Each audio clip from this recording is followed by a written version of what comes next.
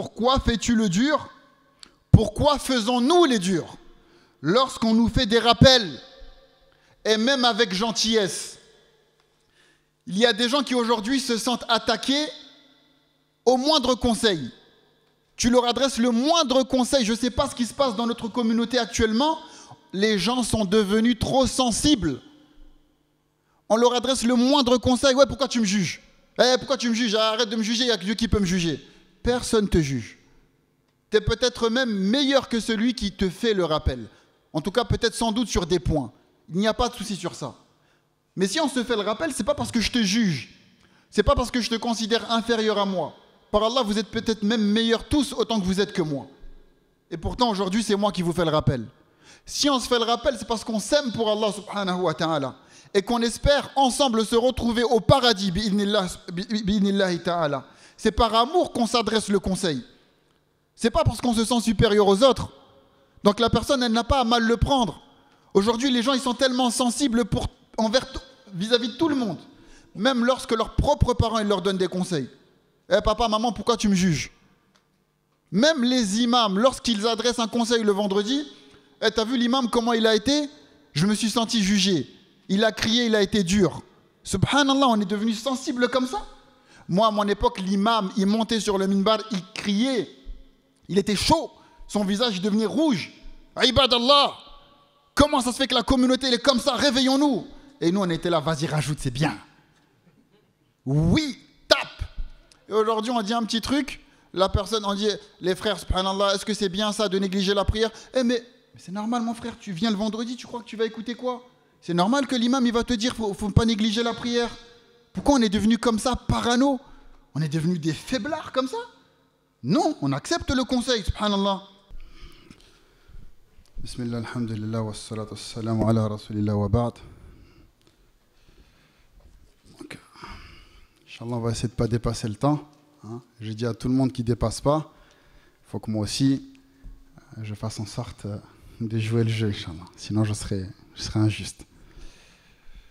Ok, donc le titre de mon intervention, comme vous avez pu le voir, comme vous avez pu le lire dans les divers réseaux sociaux et ailleurs, c'est pourquoi fais-tu le dur? Pourquoi fais-tu le dur?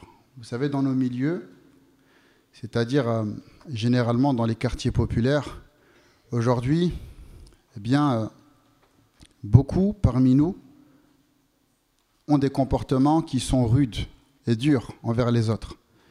Et c'est ce dont nous allons essayer, c'est ce que nous allons essayer de développer dans cette conférence, voir pourquoi les gens sont si durs et quelles sont les solutions qu'on peut apporter vis-à-vis de cette rudesse bi'idhnillah. Donc, premièrement, chers frères, chères sœurs, pourquoi fais-tu le dur lorsque tu te mets en colère? Vous savez que le musulman, il est censé avoir un bon comportement. Lorsque les gens ils le voient, ils sont censés se sentir en sécurité, se sentir rassurés. Le prophète sallallahu alayhi wa sallam nous dit dans le hadith: Al-Muslimu man salima al-muslimuna min lisanihi wa yadihi. Le musulman, c'est celui dont les musulmans, de façon générale, se sentent à l'abri de sa langue et de ses mains. Contrairement à la colère. La colère, ça va à l'encontre de ce sentiment de sérénité et de quiétude qu'on doit normalement susciter chez les gens qui nous voient en tant que musulmans. La colère, elle, a des conséquences désastreuses. Lorsqu'on la laisse nous dominer, elle peut avoir des conséquences catastrophiques, surtout dans notre relation avec les autres. Elle fait naître, la colère, toujours dans nos cœurs, la rancune et le sentiment de vengeance. Voilà pourquoi l'islam nous exhorte à ne pas nous mettre en colère. sauf bien évidemment pour des cas spécifiques. Mais là, ce n'est pas le sujet. D'après Abu Huraira, radiyallahu anhu, un homme est allé voir le prophète sallallahu alayhi wa sallam et lui a demandé conseil. Et le prophète sallallahu alayhi wa sallam lui a répondu « La tardab » ne te mets pas en colère. Alors cet homme a répété sa demande, le conseil qu'il voulait que le prophète sallallahu alayhi wa sallam lui adresse. Et le prophète alayhi salatu wa sallam a répété une nouvelle fois la tardab, ne te mets pas en colère.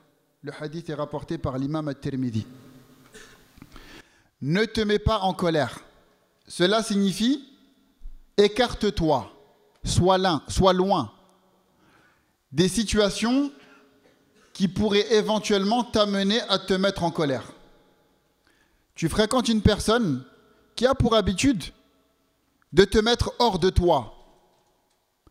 Évite de la fréquenter, ou du moins prends des distances. Chaque personne se connaît soi-même, et c'est ce qui va la pousser à se mettre en colère. Tu sais que cette situation, c'est une situation qui t'amène à t'énerver, fais en sorte de t'en écarter. Et également, n'agis pas, ne réagis pas sous la colère. Parce que une personne, elle peut, sous la colère, dire une parole avec laquelle elle va nuire, elle va casser, elle va provoquer une chose qu'elle ne pourra plus jamais réparer. Wal'iyadu billah. Lorsqu'on parle sous la colère, lorsqu'on agit sous la colère, eh bien parfois on fait des choses irréparables, on commet l'irréparable. Et parfois même sous la colère, wal'iyadu billah, une personne peut dire ou faire une chose qui va la faire sortir de l'islam. C'est pour ça que la colère, c'est un sentiment qu'il faut impérativement éviter. En plus du fait que la colère n'amène rien de bon. La colère, elle n'amène rien de bon. Sauf dans des cas particuliers, comme on l'a dit, mais encore une fois, ce n'est pas le sujet. Celui qui se laisse dominer par la colère, on voit son visage changer de couleur. Il devient rouge. Et ce visage, il devient rude. Les veines de son cou gonflent. Cette personne qui se laisse dominer par la colère, elle perd sa capacité à s'exprimer. Elle n'arrive même plus à parler correctement. Comme elle est en colère, elle se met à bégayer. Pourquoi? Parce qu'elle est tellement dominée par ses émotions qu'elle n'arrive même plus à maîtriser sa personne. Elle n'arrive même plus à maîtriser ses gestes. Elle n'arrive plus à parler, mais elle n'arrive également même plus à maîtriser ses gestes. Parfois, elle est tellement en colère qu'elle tremble. Elle n'arrive plus à bouger de façon convenable, à parler comme il le faut. Cette personne-là, elle devient moche. Quand on la voit comme ça, c'est pas quelqu'un qui a du flow. Là, il s'est la flow. Voilà pourquoi l'islam nous appelle justement à ne pas laisser cette colère prendre le dessus sur nos personnes. Et le prophète sallallahu alayhi wa sallam nous rappelle dans le hadith que le véritable fort, celui qui a la véritable force, ce n'est pas celui qui fait le dur en se montrant colérique, mais c'est la personne qui va maîtriser c'est la personne qui va se maîtriser soi-même lorsque la colère va essayer de dominer son âme. Il nous dit laïsa shadidu bisura'a innama shadidu alladhi yamliku nafsahu 'inda al-ghadab. Ce qui signifie le véritable dur, ce n'est pas le bon bagarreur, mais le véritable dur n'est autre que celui qui maîtrise sa personne dans les moments de colère, unanimement reconnu authentique. Et parmi les solutions que l'islam nous donne pour maîtriser notre colère, il y a le fait de nous souvenir de ce qui a été promis comme récompense à celui qui maîtrise sa colère, c'est-à-dire le paradis. Lorsque tu veux te mettre en colère et agir de façon inconvenable, parler mal à ton épouse, parler mal à ton époux, parler mal à tes parents, te comporter durement et injustement envers tes amis, rappelle-toi que celui qui maîtrise sa colère, Allah subhanahu wa ta'ala lui promet le paradis. وسارعوا إلى مغفرة من ربكم وجنة عرضها السماوات والأرض أعدت للمتقين الذين ينفقون في السراء والضراء والكاظمين الغيظ. Et empressez-vous d'aller vers un pardon de votre Seigneur et un paradis dont l'étendue est aussi vaste que les cieux et la terre, qui a été réservé aux gens pieux. Et qui sont ces gens pieux? Allah subhanahu wa ta'ala les décrit et nous dit dans ce même verset que les gens pieux sont ceux qui dépensent dans l'aisance, dans la difficulté et qui maîtrisent leur colère. Deuxième solution, rechercher refuge auprès d'Allah subhanahu wa ta'ala contre Shaitan. Wa imma yanzaghannaka minash shaitani nazghun fasta'idh billah. Et lorsque Satan t'incite à faire des mauvaises choses, cherche refuge auprès d'Allah contre Satan. Troisième des choses, pour maîtriser sa colère, ne pas rester debout. Changer de position, s'asseoir. Pourquoi? Parce que celui qui reste debout est dans une situation dans laquelle il lui est facile d'exercer sa colère. Vous savez, quand on est debout et que la personne en face, elle nous met en colère, il nous est facile pour nous d'exercer la violence de notre colère envers cette personne. Alors que lorsqu'on va changer de position, on va s'asseoir par exemple, eh bien déjà on se tient plus loin de la position debout qui nous prédispose à agir facilement avec nos membres. Et si être assis ne suffit pas, eh bien dans ce cas-là on se met par terre, on s'allonge. Quatrième solution, faire les ablutions. Vous savez que la colère augmente la température du corps. Et la personne qui va faire les ablutions avec de l'eau, elle va refroidir son corps. En plus du fait que dans les ablutions, il y a ce qui fait fuir Shaitan, c'est-à-dire l'évocation d'Allah subhanahu wa ta'ala. Pourquoi fais-tu le dur lorsque tu vis dans l'illégalité? Mes chers frères et sœurs, à notre époque, on voit beaucoup de jeunes, tristement et malheureusement, vivre dans l'illégalité. Parmi nos jeunes, il y en a qui conduisent sans permis. C'est vrai ou pas? Hein? J'invente rien. Il y en a qui vivent de la contrefaçon. Il y en a qui vendent de la drogue. Et malheureusement, il y a même pire que cela, il y en a qui commettent ce qu'on appelle des braquages. Ils vont avec des armes à feu pour aller dérober les biens d'autrui et ils les braquent avec des armes. Ils pointent une arme vers des personnes, tout ça pour du matériel.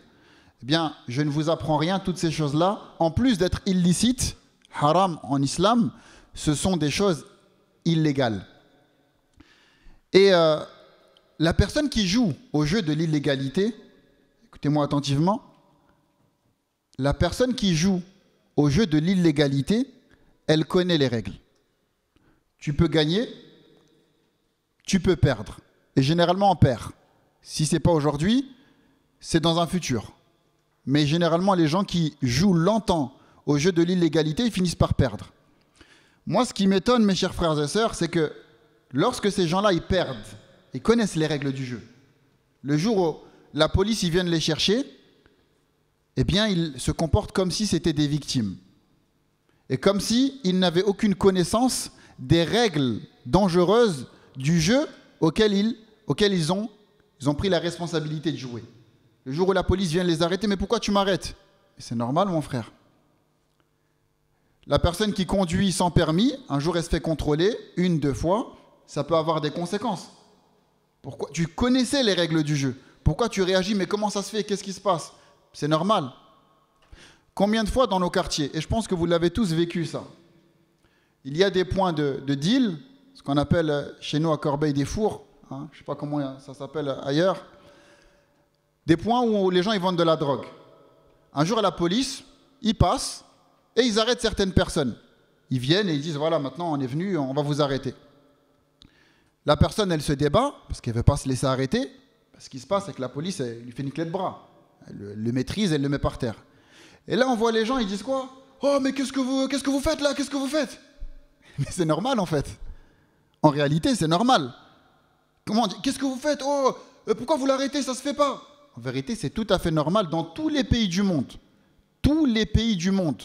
où la drogue est illégale, que la police arrête ceux qui font des business de drogue, que la police arrête ceux qui font des braquages, que la police arrête ceux qui volent des sacs.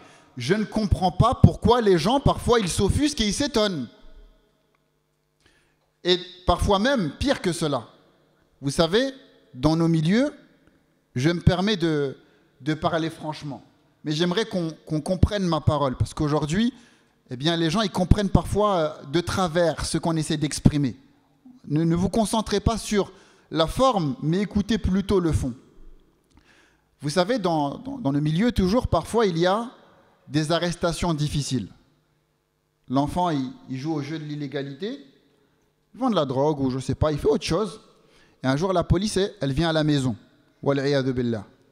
Et lorsque la police, elle vient à la maison, forcément, les parents qui sont présents, le père, la mère, ils ne supportent pas de voir leur enfant se faire arrêter. C'est tout à fait normal. Moi, j'ai des enfants. Si un jour, qu'Allah les préserve, ils se font arrêter, je vais pleurer, je vais tout faire pour empêcher cela. Je vais même me mettre devant.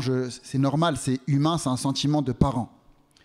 Et lorsque ces parents-là, ils se mettent devant, c'est déjà arrivé qu'avec le mouvement, la violence, il y a un coup qui part. C'est déjà arrivé, c'est vrai ou pas? Et là, ce qui se passe généralement, c'est ce qu'on voit dans nos milieux, c'est tout le quartier qui s'affole. Oh, comment ça se fait? Comment ça? Bien sûr, ce geste, c'était pas bon. Il n'y a pas de souci sur ça. Mais wallah, le premier responsable, et je le dis, excusez-moi d'être aussi franc, pardonnez-moi d'être aussi franc, mais il le faut. Le premier responsable de cette bavure, c'est l'enfant qui a ramené la police à la maison. Je vous le dis véritablement. Je sais qu'il y en a qui vont mal le prendre, mais moi, je me dois de vous dire la vérité. Le premier responsable de cette bavure, en vérité, c'est toi, indirectement, qui a blessé tes parents, qui t'aiment et qui ont voulu se mettre devant pour s'interposer. C'est toi qui a fait du mal à ton père, qui fait en sorte que tu manques de rien, et à ta mère qui t'aime du plus profond de son cœur, wallah. Tu as été ingrat envers eux. Lorsque tu as ramené la police à la maison et qu'ils s'en sont pris à tes parents parce que tu as décidé de jouer au jeu de l'illégalité, wallah, tu es le premier responsable. Mais le problème, c'est que nous, on n'aime pas assumer notre responsabilité. Et on cherche toujours à se mettre en position de victime. Et on le voit. Et après, ça va faire du rap. Ouais, j'ai vendu de la drogue, la police, ils sont venus m'arrêter. En vérité, c'est toi le responsable et personne d'autre. En tout cas, le premier responsable, c'est toi. Et le prophète sallallahu alayhi wa sallam, il nous appelle à reconnaître nos erreurs et à prendre nos responsabilités. Il nous dit dans le hadith, Al-Kayyisu man dana nafsahu wa amila lima ba'da al-maut. L'intelligent, c'est celui qui condamne sa personne. Elle ne trouve pas des excuses pour ses erreurs. Oui, j'ai commis la faute. Oui, c'est vrai, ce que j'ai fait, c'est pas bien. Celle qui condamne sa personne et qui œuvre pour ce qu'il y a après la mort. Le hadith est rapporté par l'imam at-Tirmidhi. Pourquoi fais-tu le dur lorsque tu es injuste envers tes voisins?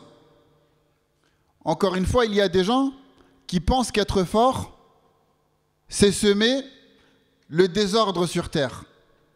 Et parmi nos petits frères, et lorsqu'on dit cette parole, c'est par bienveillance envers eux. C'est pas par volonté de blesser ou de... Wallah, c'est par amour qu'on le dit. Uniquement par amour pour vous.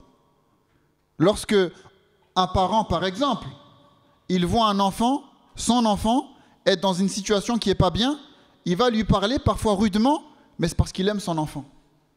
Lorsqu'on voit notre frère ou notre sœur, de sang par exemple, qui est dans une erreur, on va lui parler. Peut-être parfois on va manquer un peu de tact, mais on va lui parler parce qu'on aime notre frère, on aime notre sœur.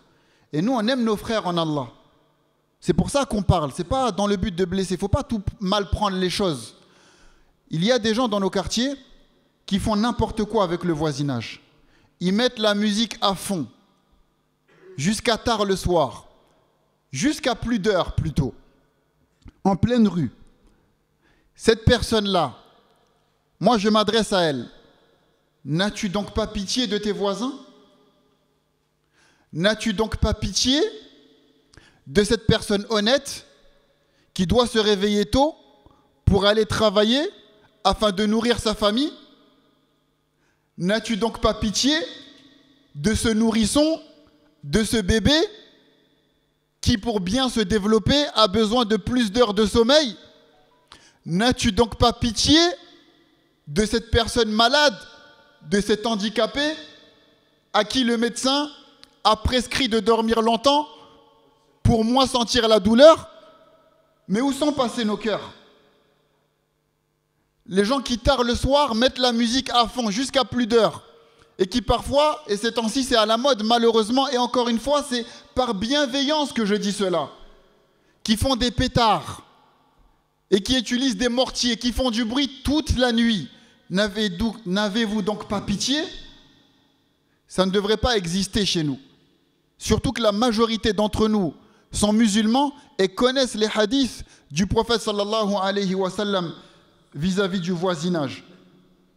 On a créé, de par nos agissements, un sentiment d'insécurité dans les cœurs des gens qui vivent aux alentours de nous.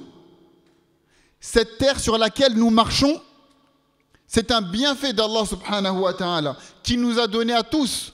Et nous avons tous le droit de marcher sur la terre d'Allah subhanahu wa ta'ala avec un sentiment dans nos cœurs de sécurité et d'apaisement, de sérénité. Lorsque je marche sur la terre d'Allah, je n'ai pas à avoir peur que la police vienne à cause des jeunes qui sèment le désordre sur terre de par leurs agissements. Je dois avoir le cœur apaisé lorsque je marche sur la terre d'Allah, sur laquelle il m'a donné comme bienfait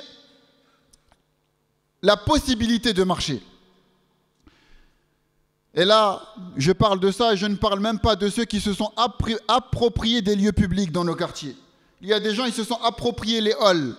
Lorsque, par exemple, ils ont fait des bas des immeubles, des points de deal. Ils se sont appropriés les halls. C'est à eux. Parfois même, ils viennent et ils installent des canapés, comme si c'était leur salon. Et tout le monde passe. Ils ont même cassé les lumières.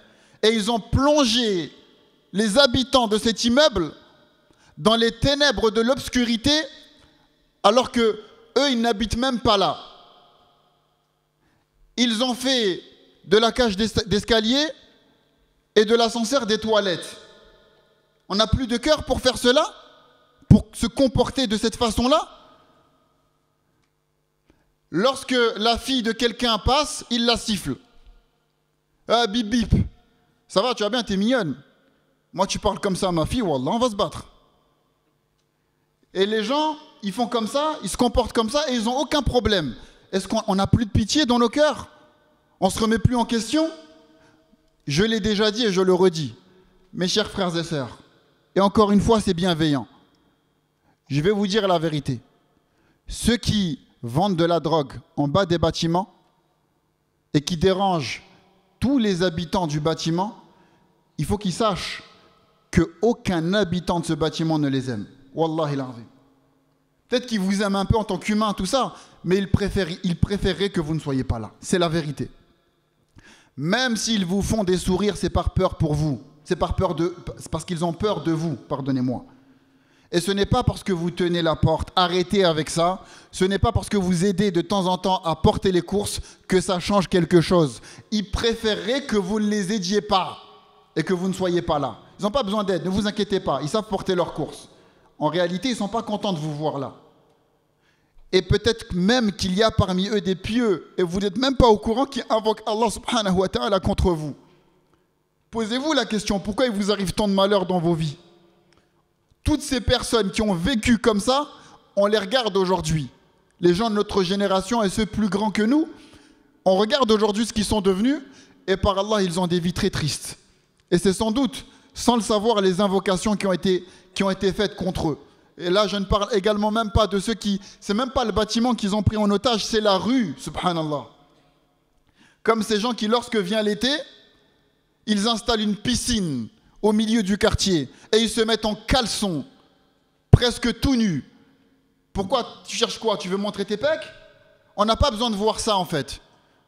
Si tu avais une fille, t'aimerais pas qu'elle voie des gens à moitié nus comme ça au milieu du quartier.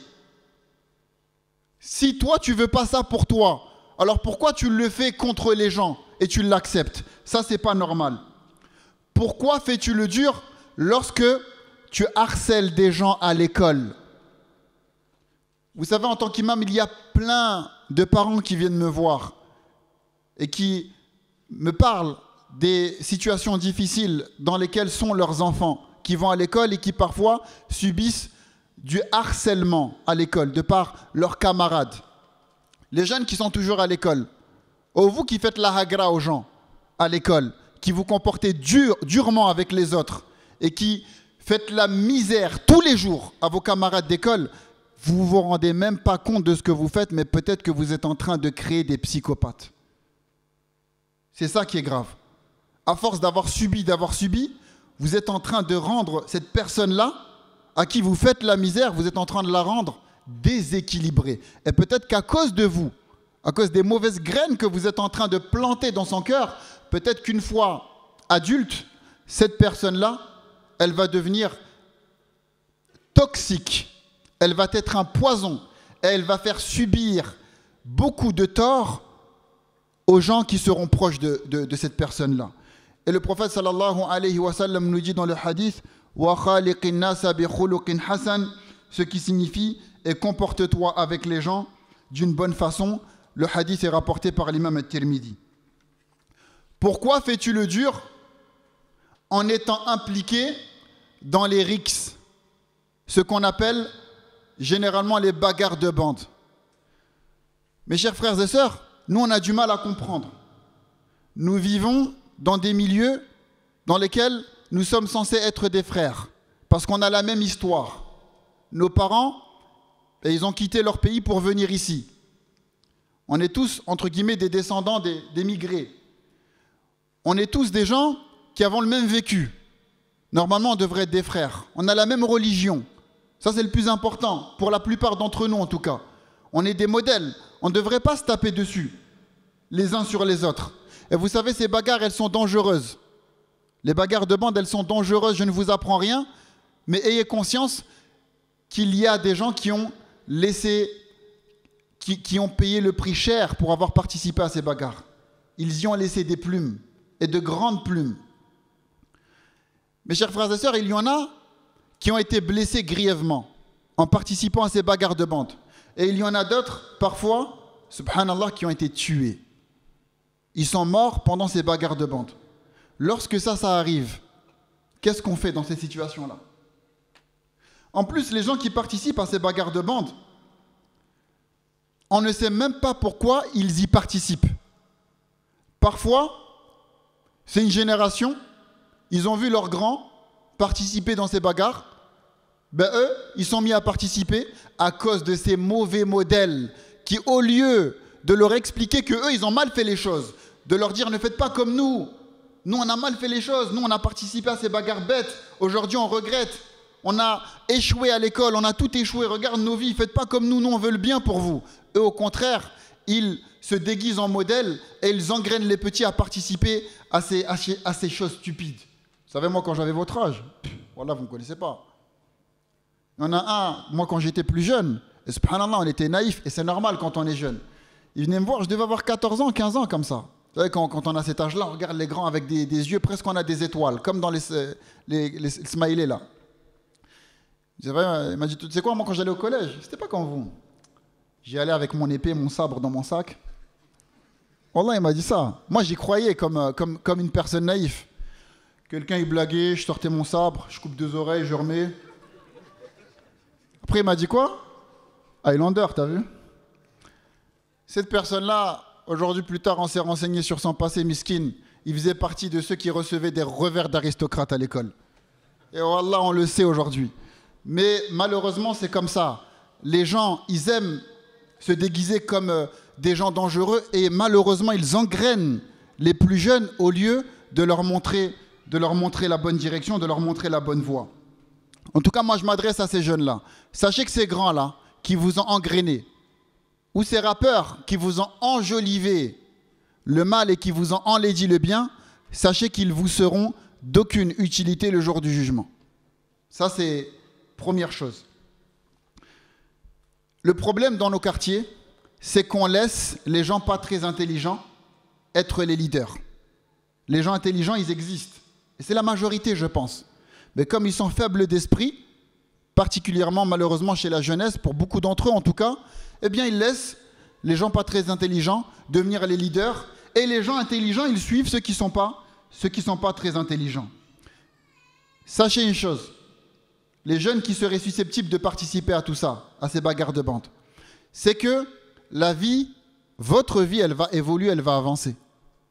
Et vous verrez que dans quelques années, vous allez déménager.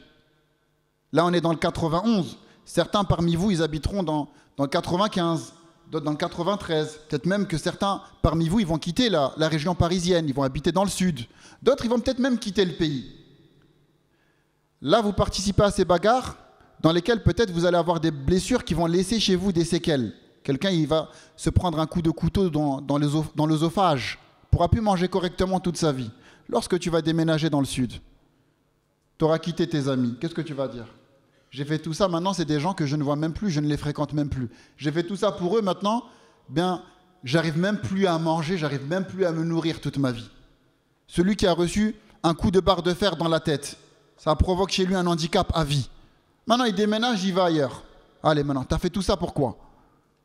Soi-disant pour défendre ton quartier ou je ne sais pas quelle idée saugrenue tu t'es mis dans la tête. Maintenant tu habites à Perpignan. Voilà, c'est bon, maintenant tu as fait ça pour quoi en fait? Tu n'es même plus là.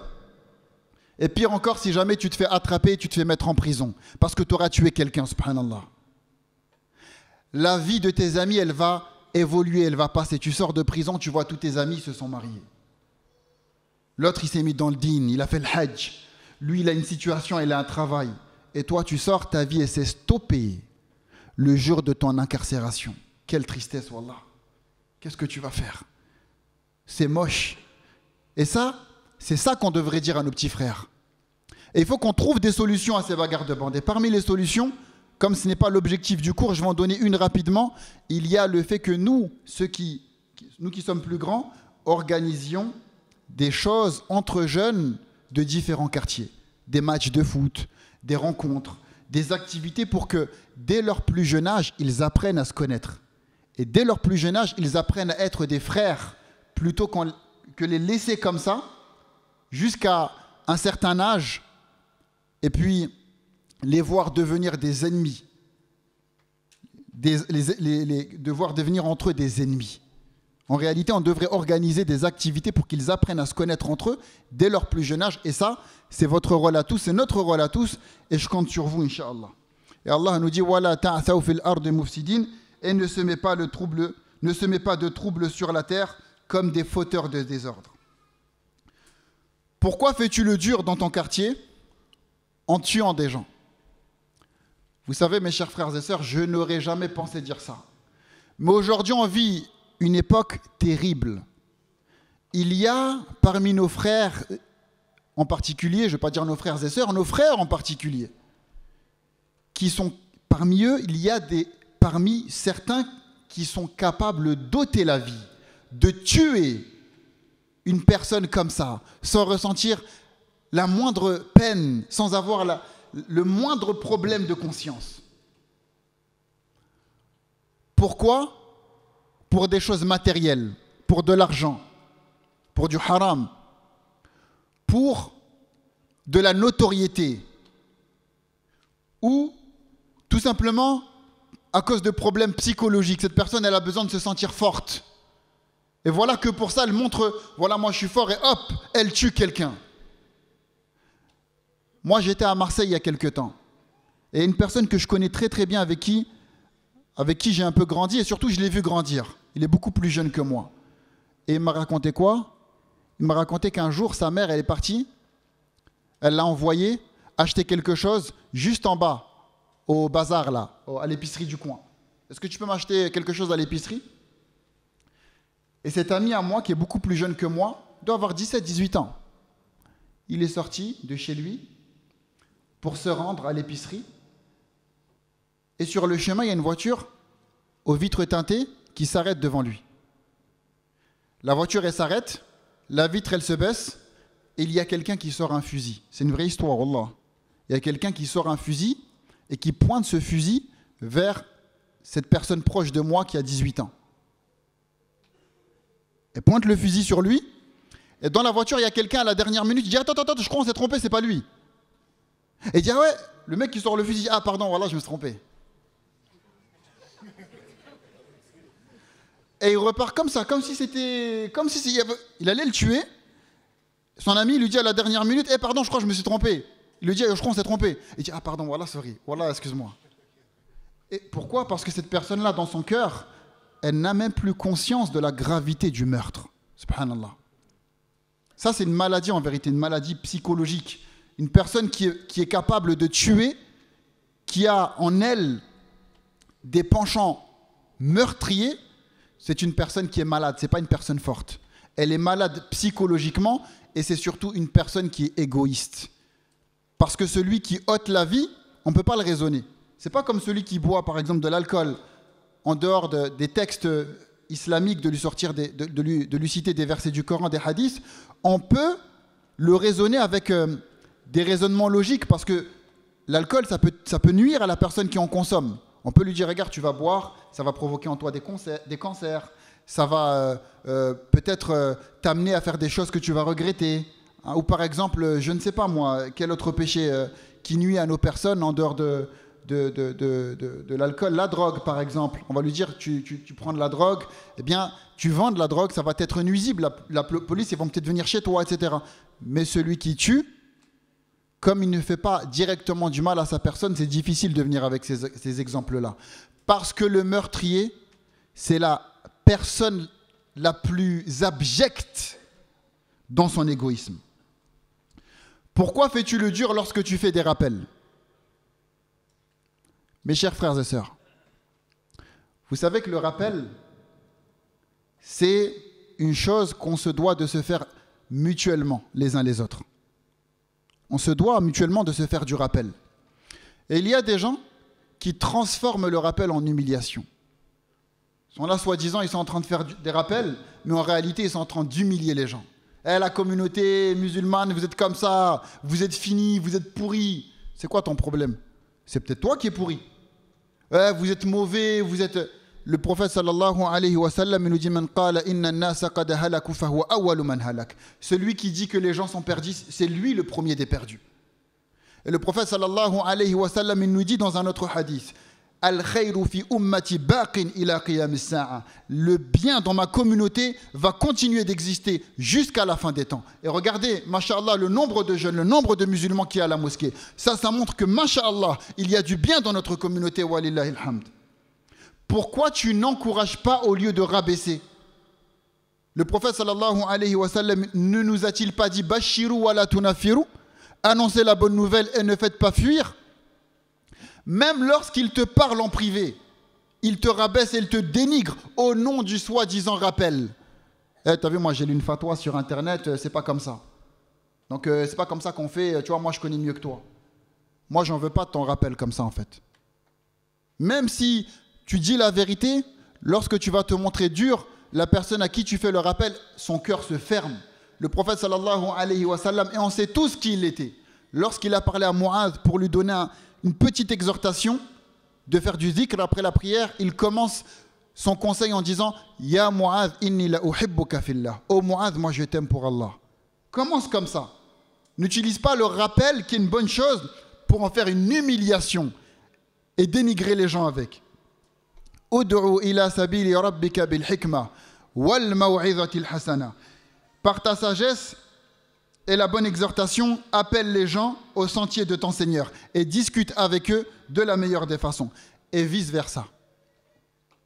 Et vice-versa. Pourquoi fais-tu le dur? Pourquoi faisons-nous les durs? Lorsqu'on nous fait des rappels, et même avec gentillesse.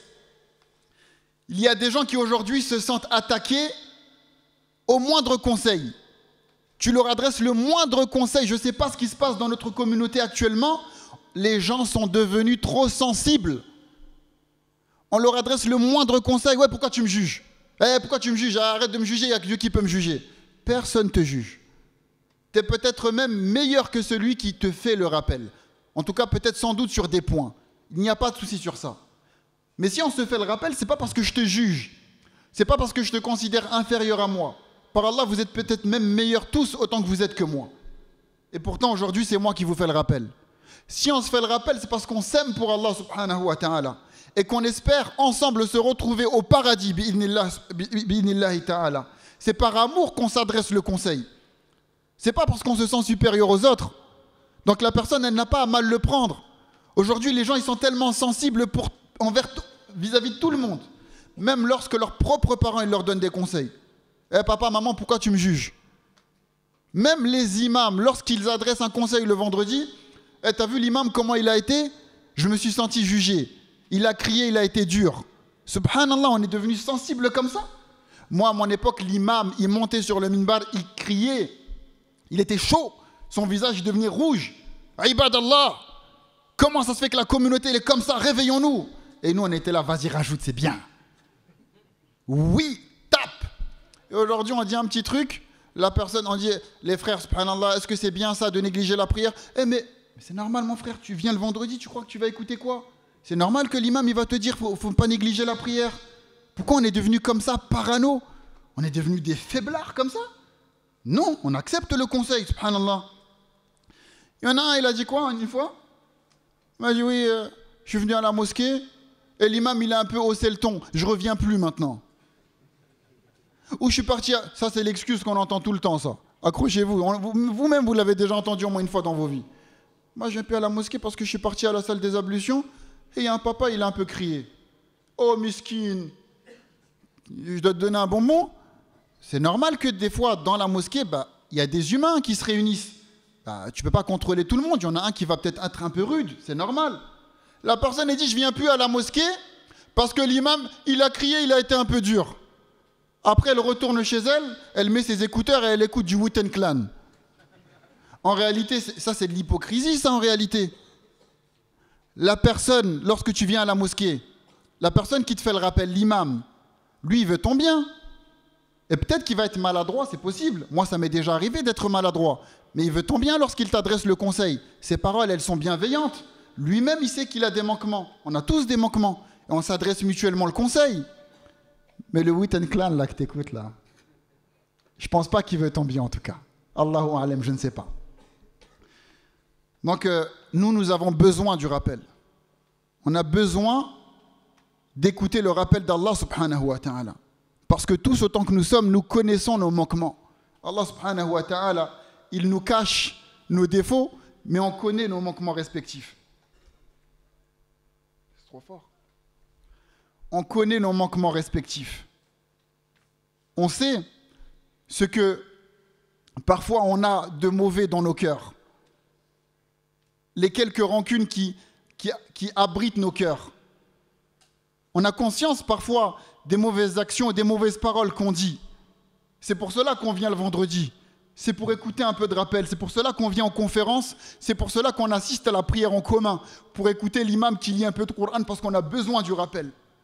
On a besoin d'écouter la révélation qu'Allah subhanahu wa ta'ala nous a envoyée pour nous améliorer. Innamal mu'minuna alladhina idha dhukira Allah wajilat qulubuhum. Les croyants ne sont que ceux qui, lorsque les versets d'Allah leur sont récités, eh bien leurs cœurs frémissent. Wajilat qulubuhum. Wa idha tuliyat alayhim ayatuhu zadatuhum imana. Les croyants ne sont que ceux qui, lorsque on évoque Allah subhanahu wa ta'ala devant eux, leurs cœurs frémissent. Et lorsqu'on leur récite les versets d'Allah subhanahu wa ta'ala, eh bien leur foi augmente.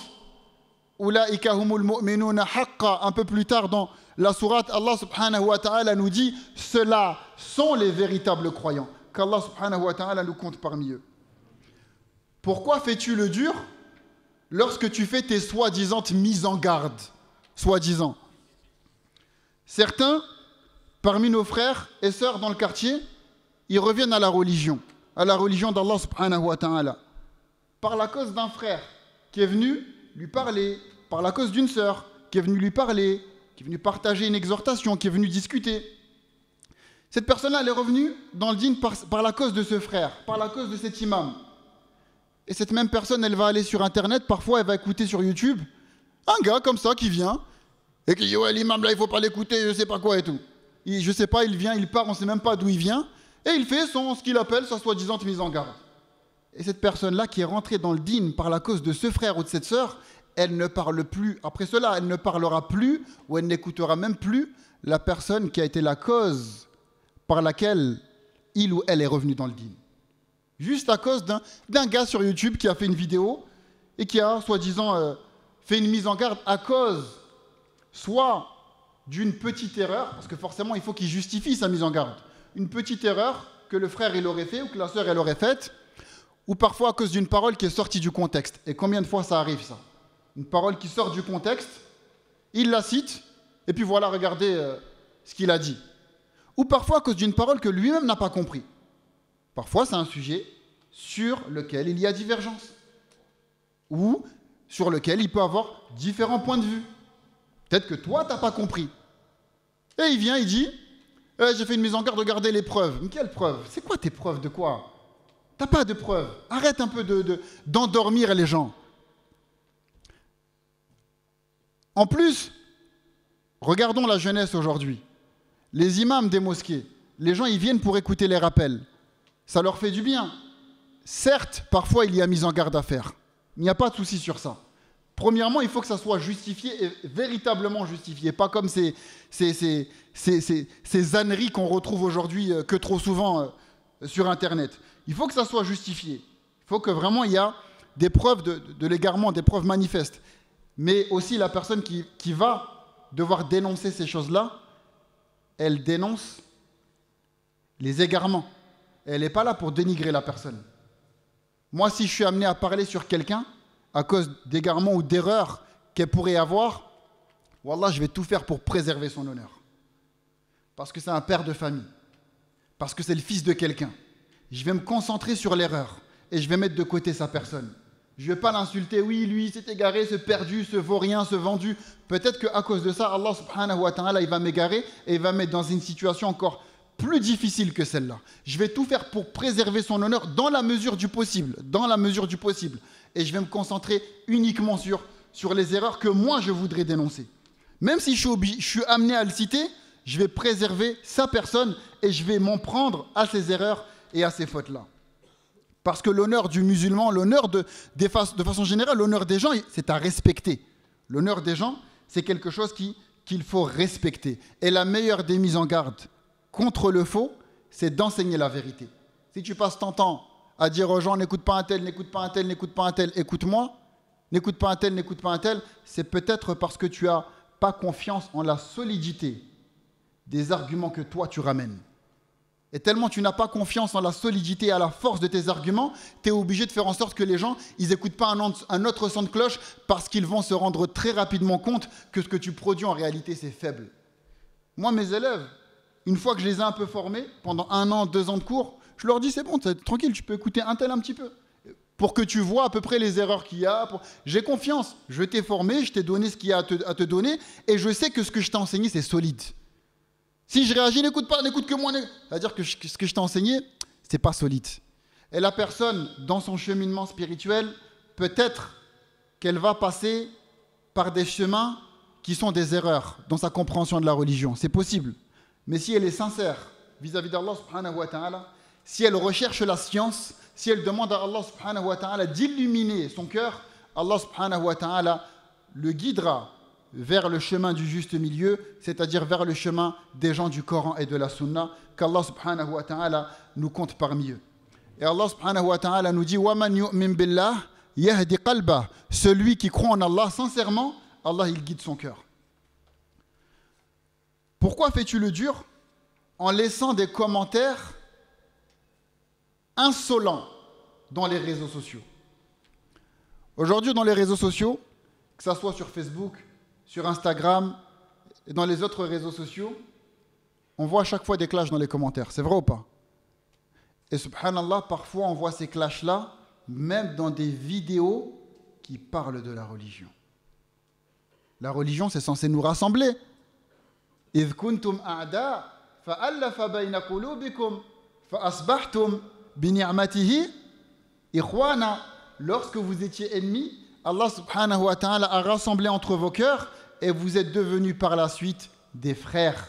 La religion, c'est censé nous rassembler. Et lorsqu'on regarde dans les réseaux sociaux les clashs désastreux et monstrueux qu'il y a, eh bien c'est très triste. Il y a des gens qui se permettent, à cause des réseaux sociaux, de parler de façon insolente envers des personnes qu'ils ne connaissent même pas, parce que ces personnes ne sont pas en face d'elles.